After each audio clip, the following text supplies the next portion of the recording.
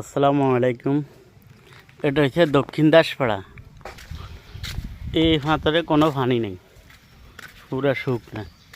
কিন্তু উত্তর দাসপাড়া সবার বাড়ির সামনে, ঘরের সামনে, সব জায়গাতে পানি। তার কারণে সে এই যে এই ইয়াটা এটা কী করছে, ওই যে ব্রিজটা দেখা যায়, ওই ব্রিজের ওইখানে ব্রিজ আছে, কিন্তু এখানে খাল নাই। এরা বান দিয়া এই খালগুলা দখল করে রাখছে। দেখছেন বানটা,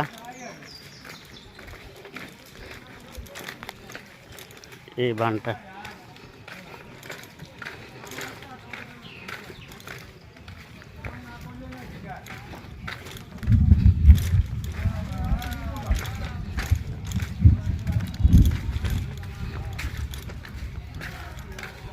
সারাগা ফলের গোড়া দাসপাড়া।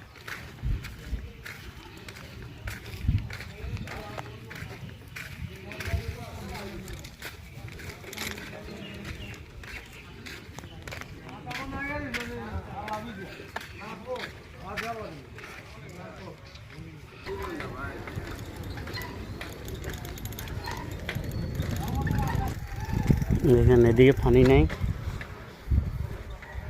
আর এদিকে দেখেন একটা পুরা সব ভরা পানি।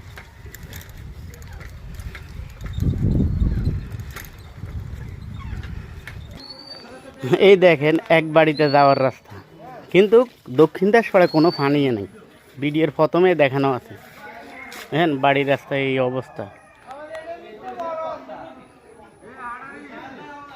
এই যে ঘর দেখছেন, দিকে যাওয়ার কোনো ইয়ে নেই, পানি আর পানি। দেখেন এই ফ্যামিলিগুলো কত কষ্ট করে থাকে। পানি রাস্তাঘাটে সব জায়গায় পানি, কিন্তু দক্ষিণ দাসপাড়া পানি নেই। ওই ব্রিজটার কিনে নিচ দিয়ে এরা বরট করে জায়গা দখল করে রাখছে। এটা হচ্ছে মধ্য দাসপাড়া ফাটারি বাড়ি যাওয়ার রাস্তা। আপনাকে দেখাই পানির কি অবস্থা।